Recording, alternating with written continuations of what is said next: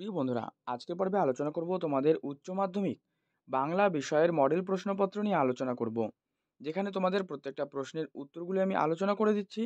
তোমরা অবশ্যই এই প্রশ্ন এবং তার উত্তরগুলো ভালো করে মনোযোগ সহকারে দেখে নাও। আর পর্ব ভালো লাগলে অবশ্যই লাইক করে দিও, শেয়ার করে দিও তোমার বন্ধুদের মধ্যে। চ্যানেলে নতুন হলে কিন্তু অবশ্যই চ্যানেলটি সাবস্ক্রাইব করে পাশের বেল বাটনটি অল করে রেখো। আর অবশ্যই সাজেশনে দেওয়া প্রশ্নগুলো তোমরা খুব ভালো করে কিন্তু প্র্যাকটিস করে নিও, যার লিঙ্ক এই ভিডিও ডেসক্রিপশন বক্সে দেওয়া রয়েছে। তো দেখো, আজকের পর্বের প্রথম নির্দেশ, ঠিক বিকল্পটি নির্বাচন করো। 18টা প্রশ্ন আলোচনা করব, যেখানে তোমাদের 30টা মোট 1 মার্কসের কোশ্চেনে থাকে, 18টা এমসিকিউ এবং 12টা এসএকিউ প্রশ্ন। প্রথম প্রশ্ন, অন্ন লক্ষ্মী এই কথাটি কে বলতেন? বলতেন উৎসবের ঠাকুমা। 2, কতগুলি মৃতদেহকে স্বর্গে পাঠানো হয়নি বলে তীক্ষ্ণ ধার হাহুতাশ করা মন্তব্য করা হয়েছিল? উত্তর 20টি। রাঢ় বাংলায় শীতকালের বৃষ্টিকে ভদ্রলোকের ভাষায় কি বলে? পৌষে বাদলা। ক্ষুধার জ্বালায় চেঁচিয়ে কাঁদে কারা বা কে? উত্তর গ, অর্থাৎ ছেলে মেয়েগুলো কিন্তু ক্ষুধার জ্বালায় চেঁচিয়ে কাঁদে। 5, খুব অদ্ভুত কথা। অদ্ভুত কথাটি কি? যে বড় পিসিমার বিয়ে হয়নি। 6, নিখোঁজ ছিন্ন ভিন্ন মেয়েটিকে দেখে কবি কোথায় তাকাবেন না? 4টি করে অপশান। উত্তর লিখবে আকাশের দিকে, কিন্তু কবি তাকাবেন না। 7, আমি দেখি কবিতার কবির দেহ চাই। উত্তর সবুজ বাগান। প্রিয় বন্ধুরা, তোমাদের জন্য এখানে একটা এইচডব্লিউ প্রশ্ন। এই যে আমি দেখি কবিতার কবিকে, কবির নাম তোমরা অবশ্যই কিন্তু কমেন্ট বক্সে কমেন্ট করে লিখবে।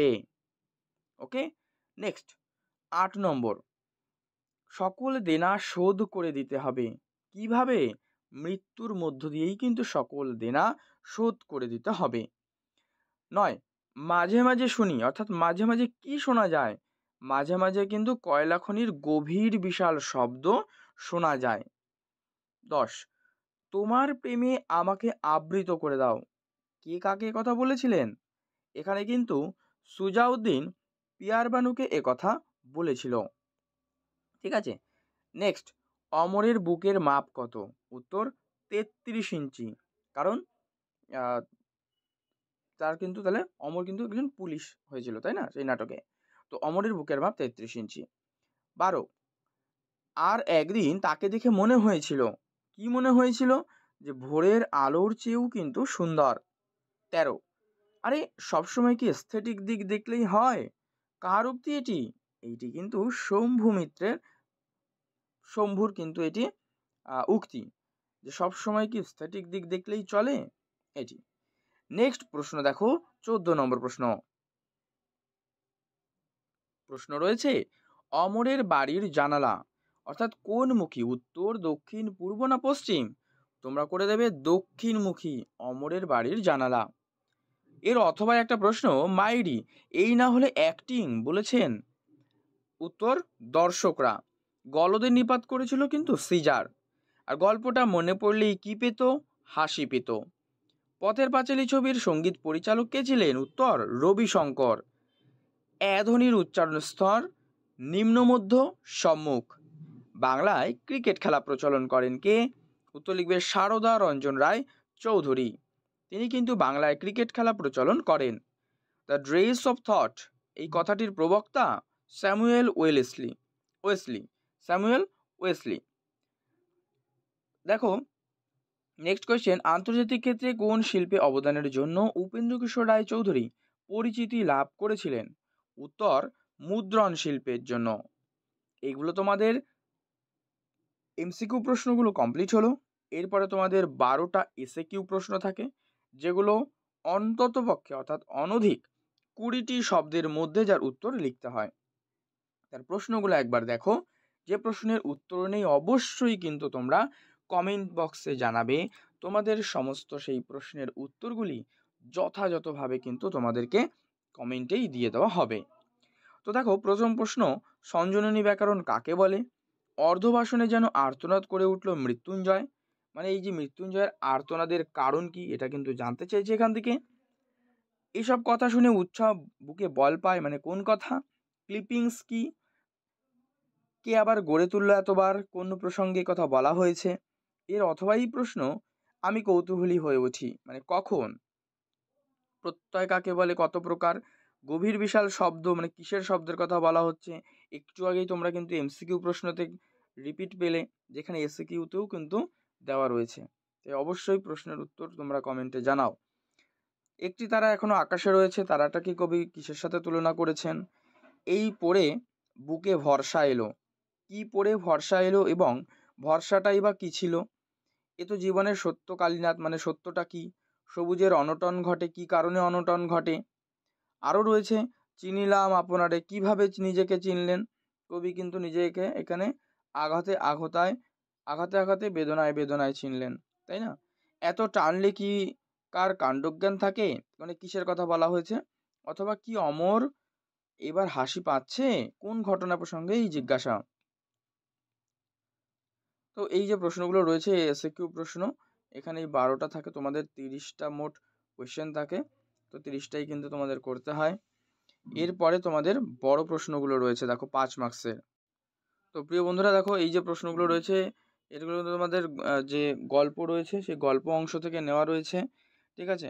3টে গল্প, যেমন কে বাঁচায় কে বাঁচে, ভাত আর ভারতবর্ষ। তো কোনগুলো পড়তে হবে আমি অলরেডি তোমাদেরকে কিন্তু বলে দিয়েছি এর আগের ভিডিও থেকে, তোমরা অবশ্যই প্লেলিস্ট থেকে সেগুলো দেখে নাও। তারপরেই তোমাদের দেওয়া থাকে কবিতা অংশ থেকে, ঠিক আছে? এখানেও 150 শব্দের মধ্যে যে কোনো একটা প্রশ্ন লিখতে হয়।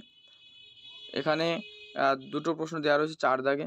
5 দাগে দেখো দেওয়া রয়েছে 150 শব্দের মধ্যে যে কোনো একটি লেখো। তোমাদেরকে একটি প্রশ্নের উত্তর করতে হবে 5-1, 5-2 এর মধ্যে। এটা নাটক অংশ থেকে নেওয়া থাকে, ঠিক আছে? এরপরে 6 দাগে চলে যাবে। 6 দাগে দেখো তোমাদের থাকে কিন্তু আন্তর্জাতিক কবিতা আর হচ্ছে ভারতীয় গল্প এই অংশ থেকে, ওকে?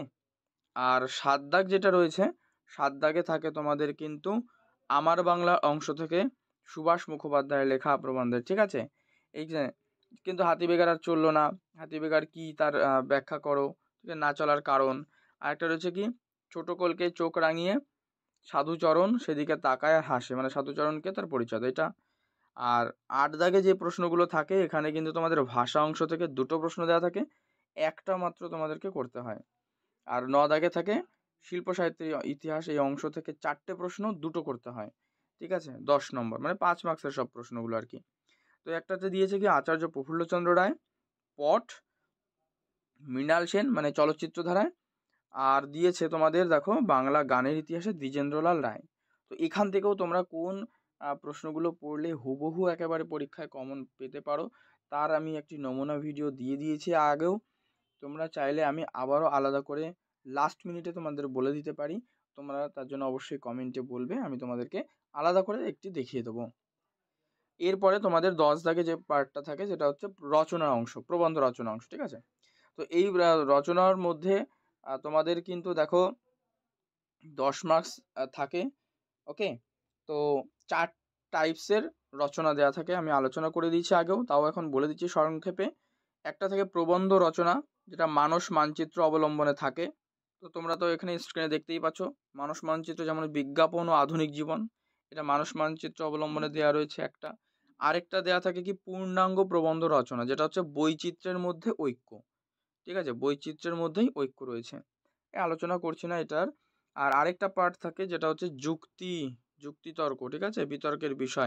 বিতর্কের বিষয় দিয়ে দিয়েছে, দেখো এখানে কি, যে পরীক্ষায় প্রাপ্ত নম্বর সাফল্যের একমাত্র মাপকাঠি নয়, ঠিক আছে? এই নয় কিন্তু ভালো করে দেখবে, তার উপরে বেস করে কিন্তু তোমাদেরকে লিখতে হবে, ওকে? আরেকটা থাকে তোমাদের যেটা হচ্ছে সূত্র তথ্য অবলম্বনে প্রবন্ধ রচনা, কি দিয়ে দিয়েছে দেখো তোমাদের এখানে কিন্তু তোমাদের দিয়েছে মহাশ্বেতা দেবীর সম্পর্কে লিখতে হবে। পুরো ডিটেলসটা এখানে দেওয়া রয়েছে, এই যে আমি এখানে দেখিয়ে দিচ্ছি, তোমরা দেখে নাও। এই যে এই পুরো ডিটেলসটা কিন্তু মহাশ্বেতা দেবীর এখানে দেওয়া রয়েছে, এখান থেকে তোমাদেরকে লিখতে হবে। তো প্রবন্ধ রচনা কোনটা লিখবে, কোনটা লিখলে বেশি নম্বর পাওয়া যায় সব বলে দিয়েছি, তোমরা দেখে নিও। আর রচনা কিভাবে লিখবে তাও আলোচনা করা রয়েছে, অবশ্যই প্লেলিস্ট থেকে যাও তোমরা, ভিডিওগুলো দেখো, সেখানেই কিন্তু সম্পূর্ণ ডিটেলস বলে দেওয়া রয়েছে। আর আজকের পর্ব ভালো লাগলে অবশ্যই লাইক করে দিও, শেয়ার করে দিও বন্ধুদের মধ্যে। চ্যানেলে নতুন হলে কিন্তু অবশ্যই চ্যানেলটা সাবস্ক্রাইব করে পাশের বেল বাটনটি অল করে রেখো।